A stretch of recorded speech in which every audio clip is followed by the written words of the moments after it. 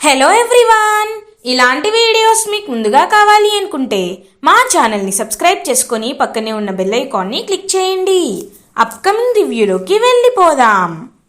కావ్య 4 కార్స్ని వెనక్కి పంపించేసింది అన్న విషయం తెలుసుకున్న ధాన్యలక్ష్మి ఇంట్లో మళ్ళీ గొడవ చేయడం స్టార్ట్ చేస్తుంది.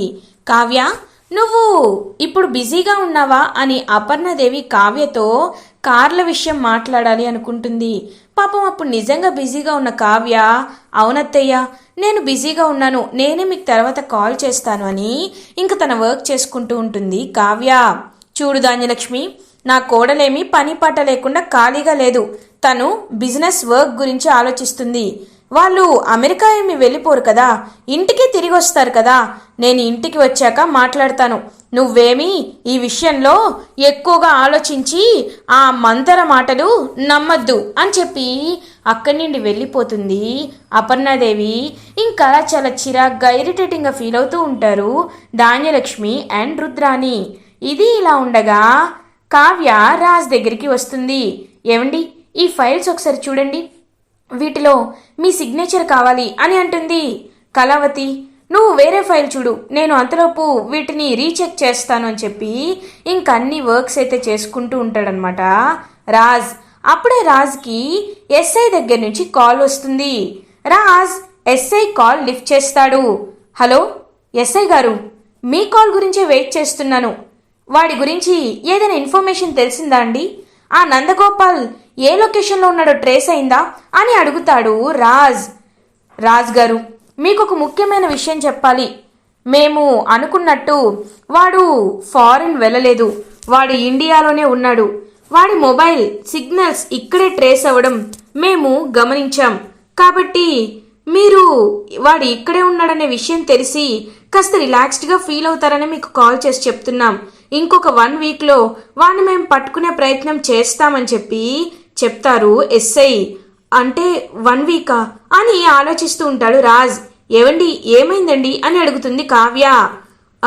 ఏం లేదు కళావతి, ఎస్ఐ గారు మేము మీతో కాస్త పర్సనల్గా మాట్లాడాలి, కాబట్టి నేను నా వైఫ్ కలిసి మీ దగ్గరికి వస్తున్నామని చెప్పి ఇంకా కార్లో బయలుదేరతారు రాజ్ కావ్య. ఇది ఇలా ఉండగా నందగోపాల్ని అనామిక తన ఇంటికి పిలిపిస్తుంది. మేడం, మీరు నాకు ఇన్ఫర్మేషన్ ఇచ్చారు, ఆ రాజ్ నన్ను వెతుకుతున్నాడు అని చెప్పారు.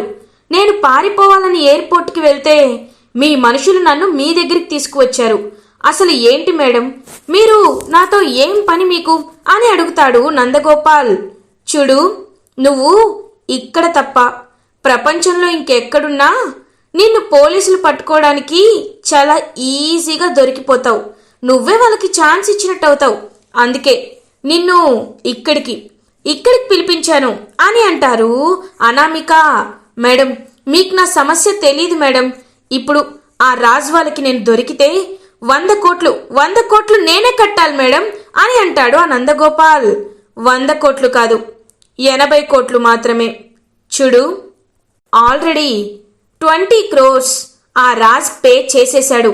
ఆ కావ్య బ్యాంకర్స్తో మాట్లాడి ఇన్స్టాల్మెంట్స్లో పే చేస్తామని వాళ్ళని ఒప్పించింది. కాబట్టి నువ్వు కట్టాల్సింది 80 కోట్లే అని అంటారు. మేడం, నేను అందరికీ పంగనామం పెట్టి ఆ డబ్బులు తీసుకొని జంప్ అయిపోవాలనుకుంటుంటే మీరు నాకు 80 కోట్లు కట్టాలంటారేంటి అని అడుగుతాడు నందగోపాల్. నేనిప్పుడు చెప్పినట్టు చేస్తే నీకు నాకు ఇద్దరికి లాభం జరుగుతుంది. అందుకే నిన్నిక్కడికి పిలిపించాను అని అంటుంది అనామిక. ఏంటి, మీరు నన్ను సేవ్ చేస్తారా? ఎలా మేడం అని అడుగుతాడు ఆ నందగోపాల్. నా దగ్గర ఒక ప్లాన్ ఉంది. ఒకవేళ ప్లాన్ సక్సెస్ అయితే నువ్వు నాకు 40 crores ఇవ్వాలి. మిగతా 60 crores నిన్ను సేఫ్గా ఫారెన్ పంపించే బాధ్యత నాది. లేకపోతే ఇప్పుడే పోలీసులకు ఫోన్ చేసి నువ్వు ఇక్కడే ఉన్నావనే విషయం చెప్పేస్తాను. వద్దు, చెప్పండి. అన్నీ వదులుకోవడం కంటే కొంత వదులుకోవడంలో తప్పేముంది? మీరేం చేయమంటారో చెప్పండి అని అడుగుతాడు నందగోపాల్. నందగోపాల్కి ఒక ప్లాన్ చెప్తుంది అనామిక. ఇది ఇలా ఉండగా రాజ్ కావ్య కార్లో పోలీస్ స్టేషన్కి బయలుదేరతారు. ఏవండి, వాడు దొరుకుతాడంటారా అని అడుగుతుంది కావ్య. ఖచ్చితంగా దొరుకుతాడు కళావతి. వాడు ఫారెన్ వెళ్ళిపోయాడు కాబట్టి వాడిని ఎవరు ఏమి చేయలేరు అనుకున్నారు. కానీ వాడు ఇండియాలోనే, అది కూడా ఇక్కడే ఉన్నాడని తెలిసాక వాడిని ఎలా అయినా వెతికి పట్టుకుంటాను కళావతి, ఖచ్చితంగా పట్టుకుంటాను అని ఇంకా కోపంగా చెప్తూ ఉంటాడు రాజ్. అలా ఇంకా రాజ్ అండ్ కావ్య ఇద్దరు ఎస్ఐ దగ్గరికి వెళ్తారు. రాజ్, మేము వాడి సిగ్నల్స్ ట్రేస్ చేయడం ద్వారా వాడు హైదరాబాద్లోనే ఒక ఏరియాలో ఉన్నాడని మేము డిటెక్ట్ చేశాం. కానీ మా టీంతో అక్కడికి వెళ్ళి వెతికితే వాడు మమ్మల్ని ఫ్రాడ్ చేశాడు. వాడి ఫోన్ అక్కడ వదిలేసి వెళ్ళిపోయాడు. కానీ ఖచ్చితంగా వాడు హైదరాబాద్ పరిసర ప్రాంతాల్లోనే ఉన్నాడని మేము ఖచ్చితంగా చెప్పగలం అని అంటారు ఎస్ఐ. అప్పుడే కరెక్ట్గా కానిస్టేబుల్ ఎస్ఐ దగ్గరికి వస్తారు. వచ్చి సార్ ఒకసారి వీడియో చూడండి సార్ అని అంటాడు. ఆ వీడియో చూస్తూ ఒక్కసారిగా ఎస్ఐ షాక్ అయిపోతారు. సార్ ఏమైంది అని అడుగుతుంది కావ్య. మేడం ఒక్క నిమిషం అని టీవీ ఆన్ చేస్తారు ఎస్ఐ. ఆ టీవీలో నందగోపాల్ స్క్రోలింగ్ అయితే కనబడుతూ ఉంటుంది. నందగోపాల్ సెల్ఫ్ వీడియో తీసుకుంటూ, అందరికీ నమస్కారం అండి, నేను నందగోపాల్, జేకే ఫండ్స్లో చిట్ ఫండ్స్ అనేది నేను ఏర్పాటు చేసి నేను 100 కోట్లు మోసం చేసి పారిపోయానని నాపై ప్రచారం జరుగుతుంది. నేను మోసం చేశాను, మోసగాన్ని అని మీరు అనుకుంటున్నారు. కానీ ఒక్కటి నిజం, నాపై నిందపడే ముందు మీ అందరికీ నిజం చెప్పాలని నేను అనుకుంటున్నాను. ఇదంతా నా తప్పు కాదు, ఇదంతా రాజ్ కావ్యలు వేసిన ప్లానే. మా తాతయ్య గారి ఫ్రెండ్ సీతారామయ్య గారు దేవుళ్ళ లాంటి వారు, ష్యూరిటీ ఇచ్చారు. ఆయనపై ఉన్న నమ్మకంతో, భరోసాతో నేను న్యాయంగానే బిజినెస్ చేయాలనుకున్నాను. అదే సమయానికి నా దగ్గరికి రాజ్ వచ్చాడు. వచ్చి నీకు మా తాతయ్య ష్యూరిటీ ఇప్పించాడు కాబట్టి నాకు 50% ఇవ్వాలి అని దౌర్జన్యం చేశాడు. నేను ఒప్పుకోలేదు కాబట్టే నేను 100 కోట్లు అందరి దగ్గర నుండి తీసుకొని పారిపోయానని నన్ను ఇన్సాల్వెంట్గా, బ్యాంక్రప్ట్గా ప్రచురించాడు. ఇదంతా రాజ్ కావ్యలు వేసిన ప్లానే అని అబద్ధాలు చెప్తూ ఉంటాడు నందగోపాల్. ఒక్కసారిగా టీవీలో ఆ స్క్రోలింగ్ విని షాక్ అయిపోతారనమాట ఇంకా రాజ్, పాపం కావ్య. ఇటువైపు అనామిక రుద్రానికి కాల్ చేస్తుంది. హలో ఆంటీ, ఇమీడియట్గా టీవీ ఆన్ చేసి అందరినీ రమ్మని చెప్పండి. ఒక బ్రేకింగ్ న్యూస్, మీకు హ్యాపీ న్యూస్, ఆ కావ్యకి షాకింగ్ న్యూస్ అని కాల్ కట్ చేస్తుంది అనామిక. అందరినీ ఇంక టీవీ దగ్గరికి తీసుకొచ్చి చూపించేసరికి నందగోపాల్ ఇలా చెప్పడంతో ఒక్కసారిగా అందరూ షాక్ అయిపోతారు. ఇంకా ఎస్ఐతో రాజ్, సార్ ఇదంతా అబద్ధం, అసలు వాడికి షూరిటీ మా తాతయ్య ఇచ్చినట్టు బ్యాంకర్స్ నా దగ్గరికి వచ్చే వరకు నాకు తెలీదు అని అంటాడు రాజ్. వాడు పెద్ద ఫ్రాడ్, వాడు అబద్ధాలు చెప్తున్నారు అని అంటారు కావ్య. మేడం చూడండి, అతను అబద్ధం చెప్తున్నాడో నిజం చెప్తున్నాడో తెలియాలంటే ముందు మీ ఇంట్లో చెకింగ్ జరగాలి, మేము మిమ్మల్ని కూడా ఇంటరోగేట్ చేయాలి, ఇన్స్పెక్ట్ చేయాలి. సో మీకు కేవలం ఇవాళ ఫ్రైడే కాబట్టి 2 days మాత్రమే మీకు టైం ఉంది. మండే కల్లా వాడితో నిజమైన చెప్పించండి, లేకపోతే కట్టాల్సిన 100 కోట్లు మీరు బ్యాంకర్స్కి కట్టేయాలి. ఈ న్యూస్ అనేది వాడు టీవీలో వచ్చి సెల్ఫ్ వీడియో తీసుకొని చెప్తున్నాడు కాబట్టి మీకు ఇప్పటికిప్పుడు ఇట్స్ కంటింజెంట్ లయబిలిటీ వచ్చింది కాబట్టి మీరు ఒక పర్మిషన్ తీసుకోవాలి అని చెప్పి ఇంకా ఎస్ఐ కూడా చెప్తాడు రాజ్ అండ్ కావ్యకి. పాపం రాజ్, కావ్య చాలా బాధగా ఇంటికి రీచ్ అవుతారు. అమ్మయ్యా, ఆ అనామిక మేడం చెప్పినట్టు వీడియో తీశాను. రేపు మార్నింగ్కే దుబాయ్ ఫ్లైట్ టికెట్స్ రెడీగా ఉన్నాయి. ఆ 60 కోట్లైనా నాకు మిగిలాయి, వాళ్ళు ఎలా పోతే నాకెందుకు అని ఆ నందగోపాల్ హ్యాపీగా ఎంజాయ్ చేసుకుంటూ ఉంటాడు. ఇది ఇలా ఉండగా రాజ్, కావ్య ఇంటికి రీచ్ అవుతారు. రాజ్, కావ్యని చూసి అందరూ షాక్లో ఉండిపోతారు. సుభాష్ రాజ్ దగ్గరికి వచ్చి, రే రాజ్, తాతయ్య ఒకరికి షూరిటీ సంతకం పెట్టారని, మనం అప్పు తీర్చాలని, 20 కోట్లు ఆల్రెడీ తీర్చేశారని ఎందుకు మాతో చెప్పలేదు అని అడుగుతారు సుభాష్. అంటే డాడ్ అది అని అంటారు. ఎందుకు చెప్తారు బావగారు, ఎందుకంటే ఏమో నిజంగా రాజు కూడా వాళ్ళ దగ్గర డబ్బులు తీసుకున్నారేమో అని అంటుంది ధాన్యలక్ష్మి. చిన్నత్తయ్య, మీరు చిన్నప్పటి నుండి ఆయన్ని చూస్తున్నారు, ఆయన్ని మీ చేతులతో పెంచారు. ఆయన నిజాయితీ ఎలాంటిదో మీకు తెలీదా చిన్నత్తయ్య అని అంటుంది కావ్య. ఇంకా సైలెంట్ అయిపోతుంది ధాన్యలక్ష్మి. మానోర్లు ఎందుకు మూయిస్తావు? ఇన్ని రోజులు కూరలకి, కరివేపాకులకి, పెట్రోల్కి, డబ్బులకి ఇంతలా ఎందుకా మమ్మల్ని టైట్ చేశామనుకున్నాం. ఇప్పుడు అర్థమైంది. వాడెవడో అప్పు చేస్తే మీరా అప్పు తీర్చడానికి ఇంతలా కఠినంగా ప్రయత్నిస్తున్నారన్నమాట. అంతా బానే ఉంది, కానీ వాడు రాజుకి 50 కోట్లు ఇచ్చానని చెప్తున్నాడు. మరి దాని సంగతి ఏంటి అని అంటుంది రుద్రాని. ఇంకా రాజ్ అలా ఇందిరాదేవి దగ్గరికి వస్తారు. నాన్నమ్మ, నువ్వు కూడా నన్ను నమ్మట్లేదా నాన్నమ్మ? నిజంగా నేను ఆ డబ్బులు తీసుకోలేదు అని అంటారు. ఛీ, నేనెందుకు నమ్ముతాను నాన్న? నిన్నే నేను నమ్ముతాను. ఎవరో కాకమ్మ చెప్పిన మాటలు నేనెందుకు నమ్ముతాను?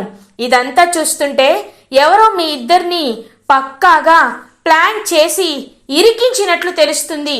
కానీ ఒకటి మాత్రం నిజం, నా బావ పెంపకంలో పెరిగి బావ అడుగుజాడల్లో నడిచిన నా మనవడు ఎప్పటికీ ఎవరిని మోసం చేయడు, ఎప్పటికీ తప్పు చేయడు అని పాపం ధైర్యంగా చెప్తారు ఇందిరాదేవి. ఇంకా అపర్ణాదేవి, సుభాష్ వీళ్ళు చాలా హ్యాపీగా ఫీల్ అవుతారు. థ్యాంక్ యూ అమ్మమ్మ, నా భర్తని మీరు నమ్మారు. ఇప్పుడు ఎవరెవరైతే మాట్లాడారో వాళ్ళందరికీ నేను చెప్తున్నాను, రేపటికల్లా వాడిని మేము పట్టుకొని వాడితోనే నిజం చెప్పిస్తాం, ఖచ్చితంగా నిజం చెప్పిస్తామని చెప్పి ఛాలెంజ్ చేస్తుంది కావ్య. ఇది ఇలా ఉండగా అనామిక, ఓకే, ఎవరికి తెలియకుండా వాడిని మీరు తీసుకువెళ్ళాలి, ఓకేనా అని ఇంకా మాట్లాడుతూ ఉంటుంది కొంతమందితో. అప్పుడే ఇంకా సామంత్ అనామిక దగ్గరికి వస్తాడు. అనామిక, ఏంటిదంతా అని అంటారు. ప్లాన్ సామంత్, ఇదంతా నేను వేసిన ప్లాన్. వీడు మనకి 40 కోట్లు ఇస్తానన్నాడు. నీకు ఆ విషయం తెలుసా అని అంటారు. బట్ నువ్వు చాలా పెద్ద గేమ్ ఆడుతున్నావు. ఎలాంటి సాక్ష్యాలు లేకుండా ఆ రాజ్ వాళ్ళపై నింద వేయాలనుకున్నావు. ఒకవేళ పోలీస్ ఇంట్రాగేషన్లో వాడు నీ దగ్గరికి వచ్చాడని కూడా తెలిస్తే ఏం చేస్తావు అని అడుగుతాడు సామంత్, డబ్బు అంటేనే డబ్బు. మనుషులకు కావాల్సింది డబ్బు లేకపోతే ప్రపంచం లేదు. ఎలాంటి వాళ్ళనైనా డబ్బుతో కొనేయచ్చు సామంత్. నువ్వేమి కంగారు పడద్దు. పోలీస్ వాళ్ళని ఎలా మేనేజ్ చేయాలో నాకు తెలుసు కదా సామంత్. నువ్వు అన్నావు కదా మొత్తం 40 crores లాస్ తీసుకువచ్చానని. అదే 40 crores ఇప్పుడు నీ చేతిలో ఉండేలా చేశాను. నువ్వు నన్ను పొగడాల్సింది పోయి ఎందుకలా టెన్షన్ పడుతున్నావు అని అడుగుతుంది Anamika. But it's very shocking and it's impossible అని అంటాడు సామంత్. ఎవ్రీథింగ్ ఈజ్ పాసిబుల్, అర్థమైందా? యుద్ధంలో ఏదైనా న్యాయమే. Everything is fair in war. కాబట్టి ఎలా అయితే కళావతి కావ్య మనల్ని మోసం చేసి మన దగ్గర ఉన్న డబ్బుల్ని వేస్ట్ చేయించిందో, నేను కూడా అలాగే ఆ కళావతి పేరు వాడుకొని ఇదంతా చేస్తున్నాను. నువ్వేమీ కంగారు పడకు సామంత్. రేపు వాడు దుబాయ్ని పంపించేస్తున్నాను. వాడు దుబాయ్ వెళ్ళిపోయాక అన్ని పరిస్థితులు చెక్కబడిపోతాయి. మెల్లమెల్లగా అందరూ మర్చిపోతారు. కానీ ఆ రాజ్ కావ్యలపై పడ్డ నింద అలాగే ఉండిపోతుంది. వాళ్ళ నిందని మోస్తూ ఉంటే కస్టమర్లకి వాళ్ళపై నమ్మకం పోయి క్లయింట్స్ అందరూ మన దగ్గరికి వస్తారు. వాళ్ళే మన దగ్గరికి వచ్చి మరి మనల్ని అన్ని డిజైన్స్ వేయమని అడుగుతారు. నువ్వేమి కంగారు పడద్దు సామంత్ అని చెప్పి ఇంకా అలా కూల్ చేస్తూ ఉంటుంది సామంత్ని అనామిక. ఇది ఇలా ఉండగా రాజ్ కావ్య ఆలోచిస్తూ ఉంటారు. కళావతి, ఇది మన ఇంటికే సమస్యగా మారింది. ఇప్పుడు మన నిజాయితీ మనం నిరూపించుకోకపోతే కస్టమర్ల ముందు, అందరి ముందు మన పరువు పోతుంది. అందరూ వాడు చెప్పిందే నిజమనుకుంటారు. కళావతి, ఏదో ఒకటి చేయాలి అని అంటాడు రాజ్. ఏవండి, ఒకసారి నాకు ఆ వీడియో చూపించండి అని అంటుంది. ఇంక వెంటనే ఆ వీడియో అయితే చూపిస్తాడనమాట రాజ్. ఇంకా వీడియో చూస్తూ ఉంటుంది కావ్య. వీడు ఇక్కడ ఈ వెనకాల బ్యాక్గ్రౌండ్ చూసారా? ఈ ప్లేస్ని మనం ఎక్కడో చూసినట్లేదు అని అంటుంది కావ్య. అవునా, ఎక్కడ కళావతి అని అంటారు. ఒకసారి చూడండి, వెనకాల ఉన్న చెట్లు చూడండి. అంటే వీడేదో ఫారెస్ట్ ఏరియాలో ఉంటున్నాడు. వీడు సిటీకి అవుట్స్కర్ట్స్లో ఉండి ఈ వీడియోని సీక్రెట్గా రికార్డ్ చేయిస్తున్నాడు. వీడు ఫోన్ అక్కడ వదిలేసి దేంతోనే రికార్డ్ చేస్తున్నాడంటే వీడికి ఎవరో హెల్ప్ చేస్తున్నారు. నా అనుమానం కరెక్ట్ అయితే వీడికి ఖచ్చితంగా అనామికనే హెల్ప్ చేస్తుందండి అని అంటుంది కావ్య. ఒక్కసారిగా షాక్ అయిపోతాడు రాజ్. ఏం మాట్లాడుతున్నావు కళావతి? ఆ అనామిక మంచిది కాకపోవచ్చు, కానీ మన స్థాయిని ఇంతగా దిగజార్చాలనుకుంటుందా అని అంటారు. అవునండి, ఎప్పుడైతే మనం తనని 30 కోట్లు లాస్ వచ్చేలా చేశామో అప్పటి నుండి మనపై పగతో రగిలిపోతుంది. అలాంటప్పుడు ఖచ్చితంగా తను ఇలా చేయదని గ్యారంటీ లేకపోవడం ఏంటండి? ఖచ్చితంగా తనే ఇది చేస్తుందని నాకు అనిపిస్తుంది. ఏమండి, మీకు ఆ సామంత్ గురించి తెలుసు కదా, కొంచెం ఆ సామంత్కి గెస్ట్ హౌస్ లాంటిది, ఫామ్ హౌస్ లాంటివి ఎక్కడైనా ఫారెస్ట్ ఏరియాలో ఉన్నాయేమో ఒకసారి కనుక్కోండి అని చెప్తుంది. ఇంకా వెంటనే ఫోన్ చేస్తాడనమాట రాజ్. ఫోన్ చేసి, కళావతి నువ్వు చెప్పినట్టు వాడికి అవుట్స్కర్ట్స్లో ఒక ఫామ్ హౌస్ ఉంది, అక్కడికి వెళ్తే దొరికే ఛాన్సెస్ ఉన్నాయి అని అంటాడు రాజ్. ఇప్పుడే మనం బయలుదేరాలి అని చెప్పి ఇంకా అలా బయలుదేరుతారు రాజ్ అండ్ కావ్య. ఇటువైపు ఆ నందగోపాల్ అయితే చాలా హ్యాపీగా ఇంకా ఎస్ రేపు మార్నింగ్ దుబాయ్కి వెళ్ళిపోతున్నాను అని కూల్గా కూర్చొని ఇంకా డ్రింక్ చేస్తూ ఉంటాడు. అదే టైంకి ఇంకా మొత్తం గమనిస్తూ ఉంటారు రాజ్ అండ్ కావ్య. ఇదే కళావతి, ఇదే ఆ ఫామ్ హౌస్ అని అంటారు. ఏవండి, నాకు తెలిసి అనామిక చాలా తెలివైనది కాబట్టి ఫామ్ హౌస్ మనకి డౌట్ వస్తుందని తెలిసే ఈ ఫామ్ హౌస్కి చుట్టుపక్కల ఎక్కడైనా ఉంచిందేమోనని నా డౌట్. ఒకసారి ఈ చుట్టుపక్కల ఉన్న ఏరియా కూడా వెళ్దాం రండి అని చెప్పి ఇంకా అలా లోపలికి తీసుకువెళ్తుందనమాట కావ్య. ఇంకా అలా కరెక్ట్గా తీసుకువెళ్ళేసరికి ఇంకా అక్కడ ఒక చిన్న ఇల్లు కనబడుతుంది. ఇందులో ఉంటాడా అని అడుగుతారు. ఏమో రండి చూద్దామని చెప్పి ఇంకా అలా లోపలికి వెళ్ళేసరికి అక్కడే ఇంకా కూర్చొని డ్రింక్ చేస్తూ ఉంటాడు ఆ నందగోపాల్. ఒక్కసారిగా రాజ్ అండ్ కావ్య వాడిని చూసి షాక్ అయిపోతారు. రేయ్ యూ చీటర్ అని రాజ్ పట్టుకోబోతుంటే రాజ్ని గట్టిగా తోసేసి వాడు పరిగెట్టుకుంటూ వెళ్ళిపోతూ ఉంటాడు. ఇంకా అలా రాజ్ వాడు వెనకాలే పరిగెడుతూ ఉంటాడు. అదే టైంకి ఇంకా కావ్య కూడా అలా కరెక్ట్గా పరిగెట్టి తనకి చేతికి కర్రగా ఎత్తే అది విసిరి కొడుతుంది ఆ నందగోపాల్పై. ఇంకా నందగోపాల్ వెంటనే అది తగిలి కింద పడిపోతాడు. ఇంకా పరిగెట్టుకుంటూ అలా రాజ్ అయితే నందగోపాల్ దగ్గరికి వెళ్ళి, ఎందుకు మాపై ఇన్ని అబద్ధాలు చెప్పావు? మా తాతయ్య ఎవరికైనా మోసం చేసేవాడు కాదురా, అలాగే నేను కూడా ఎవరిని మోసం చేయను. అలాంటిది నువ్వు నన్ను అందరి ముందు చీటని చేస్తావా అని ఇంకా బాగా కొడుతూ ఉంటాడనమాట రాజ్. ఏమండి వదిలేయండి, వాడిని ఏం చేయాలో మన పోలీసులు చూసుకుంటారు, మీరు వదిలేయండి అని చెప్పి ఇంకా అలా పోలీసులు అయితే ఆ టైంకి అక్కడికి వస్తారు. ఇంకా అలా ఎస్ఐ వచ్చి వాడిని, రేయ్ రారా నిజం చెప్పు, అసలు ఎవరిదంతా చేసింది అని చెప్పి ఇంకా గట్టిగా అడుగుతాడు. సార్ వీనిలా కాదు సార్, తీసుకువెళ్ళి బాగా మీ స్టైల్లో అడగండి, అప్పుడు అన్ని నిజాలు వీడే చచ్చినట్టు చెప్తాడు అని చెప్పి ఇంకా కావ్య గట్టిగా చెప్తుంది. అలా ఇంకా పోలీస్ అయితే ఆ నందగోపాల్ని అరెస్ట్ చేసి తీసుకువెళ్ళిపోతూ ఉంటారు. అదే టైంలో ఇంకా నందగోపాల్ని బాగా ఇంకా వాళ్ళ స్టైల్లో చెప్పి ఇంకా ఫుల్గా నిజమంతా బయటకు పెట్టిస్తారు. నిజం వాడు ఇంకా అందరి ముందు మీడియాలోనే చెప్తూ ఉంటారు. నేను డబ్బులు తీసుకున్నాను, మోసం చేయాలనుకున్నాను, కానీ నేను ఇప్పుడు వీడియోలో అలా చెప్పడానికి మాత్రం కారణం సామంత్ గ్రూప్ ఆఫ్ ఇండస్ట్రీస్ యొక్క ఎండి సామంత్ అండ్ అనామిక మాత్రమే. ఎందుకంటే వాళ్ళే నాతో బెదిరించి ఇలా చెప్పకపోతే నిన్ను వెళ్ళనివ్వమని చెప్పి నా దగ్గర చెక్ తీసుకొని ఇలా చేశారు అని ఇంకా అనామిక గురించి నిజం మొత్తం చెప్పేస్తాడనమాట. అలా ఇంకా ఆ నందగోపాల్ ఒక్కసారిగా అనామిక న్యూస్ వింటూ షాక్ అయిపోతుంది. ఇంకా వెంటనే అనామికకి చెంపపై కొడతాడు సామంత్. నీ వల్లే నేను ఈ స్థాయికి దిగజారిపోయాను. ఎప్పుడు నంబర్ 2 పొజిషన్లో ఉండేవాణ్ణి, కానీ పరువుతో ప్రతిష్టతో ప్రెస్టీజియస్గా ఉండేవాణ్ణి. నీ వల్ల ఇప్పుడు నేను జైలు పాలవబోతున్నాను. నిన్ను మాత్రం వదిలిపెట్టను, నీపై ఖచ్చితంగా పగ తీర్చుకుంటాను. నువ్వు నా జీవితంలో ఉండడానికి వీల్లేదు. గెట్ అవుట్ అని చెప్పి ఇంకా గట్టిగా అరుస్తాడనమాట సామంత్. అప్పుడే ఇంకా పోలీస్ వచ్చి అలా ఇంకా సామంత్ అండ్ అనామికని అరెస్ట్ చేసి తీసుకువెళ్తూ ఉంటారు. ఇంకా కావ్యరాజ్ అయితే చాలా హ్యాపీగా ఫీల్ అవుతారు. అప్పుడే ఇందిరాదేవి ఇంకా చూసావా అమ్మా, మీ నిజాయితీని ఎవరో చెప్పడం కాదు, మీరే నిరూపించుకున్నారు. నా మనవడు మనవరాలపై నాకు ఇంతలా నమ్మకం ఉంది అని అంటారనమాట పాపం సామంత్ గురించి. అలా ఇంకా ఇందిరాదేవి అయితే పొగుడుతూ ఉంటారు. నానమ్మ, నేను మీ అందరికీ ఒక విషయం చెప్పాలి అనుకుంటున్నాను. ఇన్నాళ్ళుగా నేను కళావతిని దూరం పెడుతూ వచ్చాను. కానీ కళావతి ఎంత మంచిదో, కళావతి మన కోసం ఎంతలా ఆలోచిస్తుందో నేను అర్థం చేసుకున్నాను. ఇన్నాళ్ళు కళావతిని దూరం పెట్టినందుకు, తన్ని అర్థం చేసుకున్నందుకు నాపై నాకే చాలా సిగ్గుగా, చాలా చెప్పలేకపోతున్నాను, చాలా చిరాగ్గా ఉంది.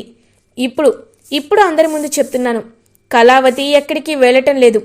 కళావతి ఇక్కడే ఉంటుంది.